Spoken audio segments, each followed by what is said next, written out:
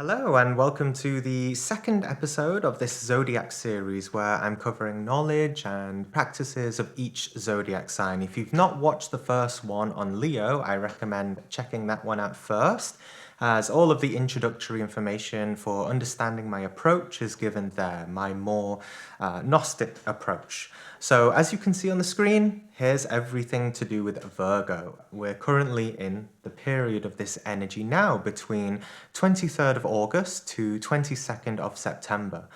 So Virgo is symbolized by the Virgin, the celestial womb of nature. And that's significant because, as we'll see, Virgo is to do with the abdomen, this womb, this creative feminine space. And it's also to do with overcoming desire. So in its positive aspect, we can get in touch with this pure and innocent divine Mother Nature, or it can go out of control in the opposite aspect if it's not balanced. So Virgo is related to the stomach, and more specifically, the intestines, the adrenal glands, and the pancreas. So this sign is very much to do with the solar plexus chakra and also the sacral chakra. Similarly, it is also ruled by the planet Mercury. I say similarly because the solar plexus is next to the heart, and as we saw in the previous zodiac video, the heart is the sun. In the same way, Mercury is the closest planet to the sun in our solar system, the closest planet to the light. So we have this feminine Mercury next to the masculine sun.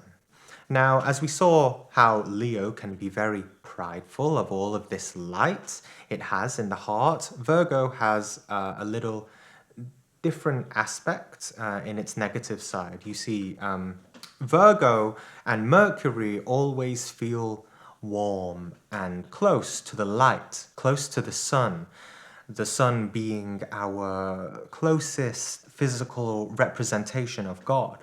Okay, so Virgo receives all of this light.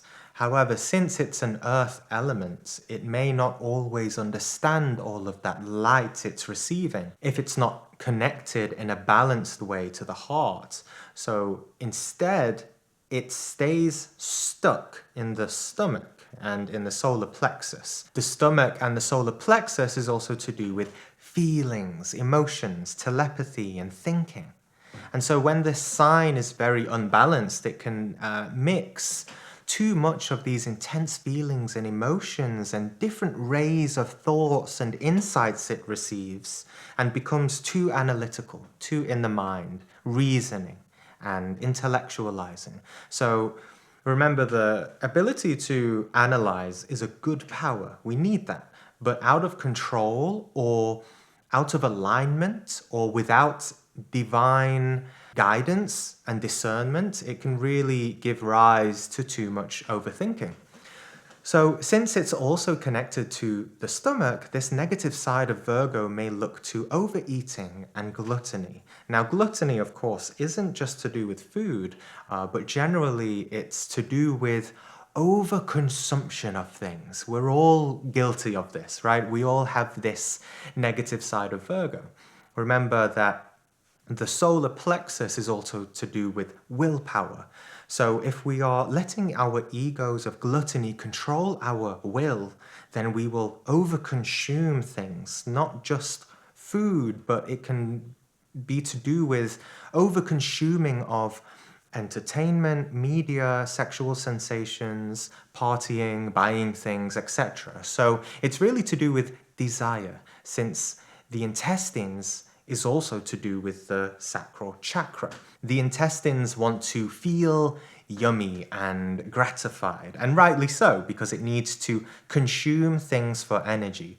But because of our unsatisfied, destructive, and greedy and gluttonous nature, we apply this destructiveness, this destructive state of mind psychically in a negative way to consume material impressions from physical life, right? Things that we want to see and experience. And we never really get any satisfaction from that. Maybe it's getting a lot of money, getting a lot of different jobs, or, you know, being recognized in your job a lot, you know, trying to be popular, or, you know, things like this. You know, I want this or that experience. I want to travel the whole world. I want to do all of these things. I want to be the most perfect bodybuilder or something. So you can see how certain things that we may think are virtuous can also be a source of our suffering if we become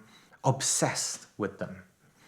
So a balanced Virgo energy learns the virtue of temperance and balance, and the joy of living a balanced life, and knowing when to stop, and knowing when we have truly had enough in the moment. If we are balanced in our desires, lifestyle, emotions, thinking, then this Virgo energy can shine in us a lot more brightly. So this period of Virgo is really the time to be careful with eating, living, and just generally trying to feel balanced and control back our conscious willpower against overindulgence, and really trying to live a more peaceful and simple life. So through this, we don't just learn temperance, but also understand the benefits of work and effort and discipline. This sign is also very much relevant and related to Tantra, to know when to stop, and to have that willpowered temperance and knowledge to stop. And it's, of course, it's also to do with the Virgin, right? Innocent and loving and intimate sexuality that comes from not thinking, but being with self-knowledge. And it's also about tempering the mind to not be so analytical about life, spirituality, or anything. Like, if we have a lot of things to do in life, we shouldn't be going around thinking thoughts like, oh, how am I going to get this or that done? You know, it's so difficult, maybe I should do it this way or that way. And, you know, having a panic attack and being anxious, you know, or even if it's about our egos, we're, you know, being doubtful or skeptical or overthinking about, oh, I'm this or that kind of person, I'm not awake enough, you know, overthinking. So instead, we should just go through life, our path and our physical life, naturally and balanced. And we should pace ourselves and breathe through life and discern to the best of our ability where we are, and have faith in that, and walk the path slowly and steadily. And we you know, physically and materially, we should do one thing at a time, and we should only do that one thing that we are doing, and only focus on that in the moment, enjoying it fully, and having trust and faith that everything else in life will play out as it should and be done when it should be done, and that we will also eat when we should, and just not let our desires go out of control and become chaotic, which leads to unconscious living and just general darkness in our lives and lack of self-knowledge. Because, as many of you know, anxiety and worrying only creates unwanted things, all of this doubt and fear. And, you know, what you think, you also attract. And then, you know, you start feeling the urge to soothe yourself through gluttony. And also, there is really never any amount of anxiety or worrying that will solve our problems in life. It really is useless to think about problems so much. The best solutions spontaneously come to us when we are in a state of ease and detachment.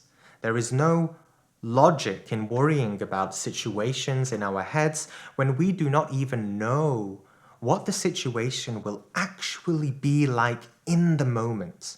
And we also don't know how we will feel in the moment. We might be anxious now, but in the moment we might not be. And in most cases, if we just allow ourselves to be led by grace and the virtue of balance and temperance instead of egos of worrying and overthinking and analyzing, then we will become more balanced and calm people who will be able to intuitively solve the problems in the moment when they come. So Virgo has to really learn to trust the intuitive light from the heart and not think too much, because it already has that gift. It doesn't have to put more effort into thinking.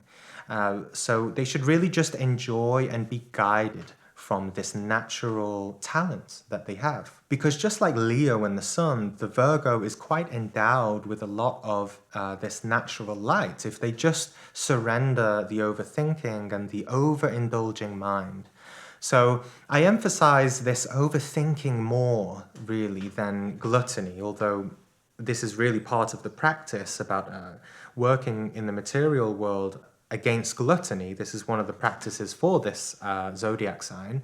But I overemphasize overthinking more, because really any instance of gluttony, whether food or other things, really begins with an overindulgence of thoughts. Whenever we want to sin or vice, whether it's food or sex or anything, we always start with the mind, right? We start to receive impressions from our ego about what we want to eat, what we want to do, right? So really the greatest addiction we have above smoking, eating, gaming, sex, etc. is thinking. All vices are first manifested through thought. So thinking is the number one vice we have, and we do it all of the time. Too much thinking, and even without knowing, And this is relevant to this sign and this time of Virgo because Mercury is the sign of the intellect. Now, Mercury combined with the earth element makes it a very good and calm intelligence if this energy of Virgo is balanced within us. So you can see how for each sign's negative aspects, on the other end of the polarity, there are strong virtues that can be liberated. So for Virgo, they have one of the most powerful intellects in the zodiac, which can be used to find deeper meanings behind various things through profound reflection and discernment. However, if this power is not used with a higher sense of purpose and it's not aligned with our inner being, then the intellect becomes very doubtful, fearful, skeptical, and in many cases it can be very atheistic and materialistic too. So it really comes back to balancing this intellectual energy with the heart. So you see, with this great intellect, a Virgo easily sees the details of things and can easily see the world as one huge puzzle to solve problems. No doubt, Virgo is the best energy, or it's the best kind of master at solving problems, but not if it's lost in over-analyzing. It has to learn to surrender to the intelligence of the heart and its own intuition, and not cling to any one solution like it's desperate or fearful or doubtful. And the heart will guide them to what problems are the right ones to be solving, and just to help them to see the bigger picture as to what really matters in life and what doesn't. So this is why Virgos are also known as perfectionists. They see great detail and problems and want to solve them perfectly. And no doubt, a Virgo is capable of that, but it can also be a source of their suffering, and they have to temper themselves, to learn temperance. So Virgo also benefits from learning from people who are also Pisces, or really anyone who doesn't give so much attention to detail and sees the bigger picture in life, right? And I think most of us really do suffer from this negative aspect of Virgo, because everyone in the world is so obsessed with world affairs, looking at the news and then spending all day being very angry and upset about something very little that happened in some city somewhere, when they completely forget the higher purpose of the cosmos, right? So yeah, people from Pisces are on the opposite end of this zodiac sign. And while Virgo sees critical details and scrutinizes, Pisces sees the whole, the bigger picture. So you can probably imagine if a Virgo paints a picture, it's likely that it will be extremely detailed and HD. And while a Pisces painting might be a bit more abstract and less detailed. So during this time we're in now, you may notice clearer intellect or new ideas you never had before, or a desire to read and soak up new information. It's a good time to study or write a book or explore some new kinds of sciences that you've never comprehended previously. And you may also be just generally experiencing more thought or rationalizations and wanting to know deeper truth behind things with more critical philosophical thinking. And of course, all of this wanting in its lowest form can be to do with gluttony and covetousness. So you may have some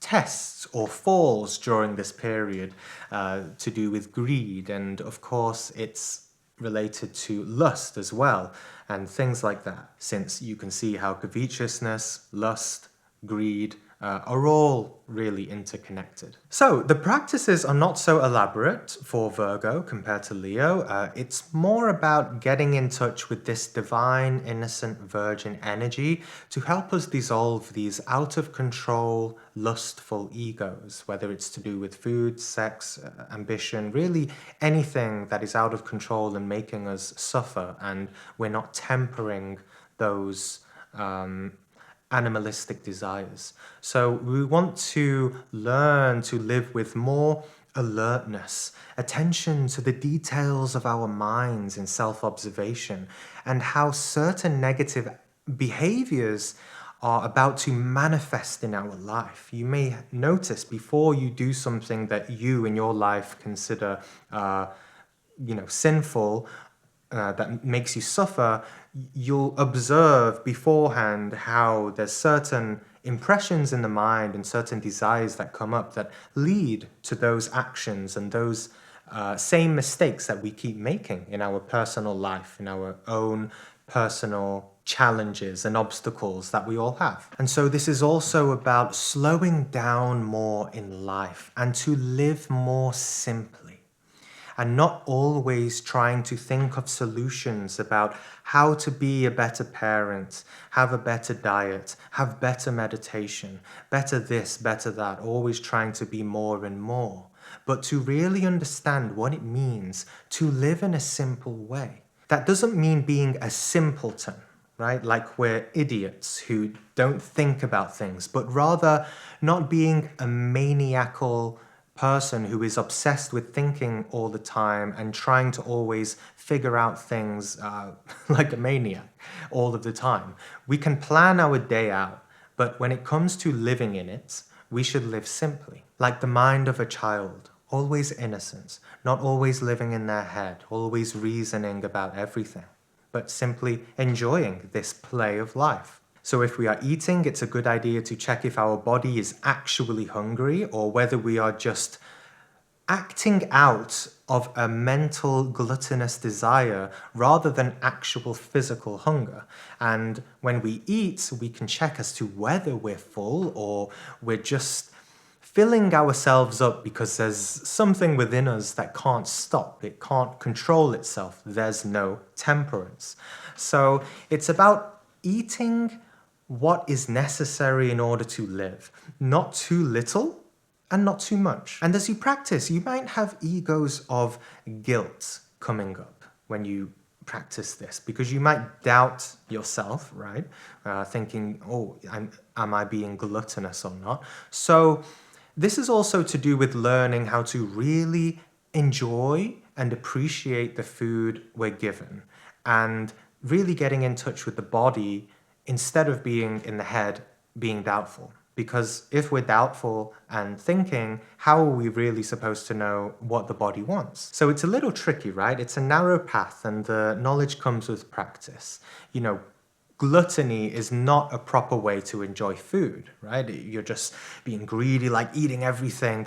You're not taking the time to appreciate the food, right? And actually eating and masticating the food and digesting it, you know?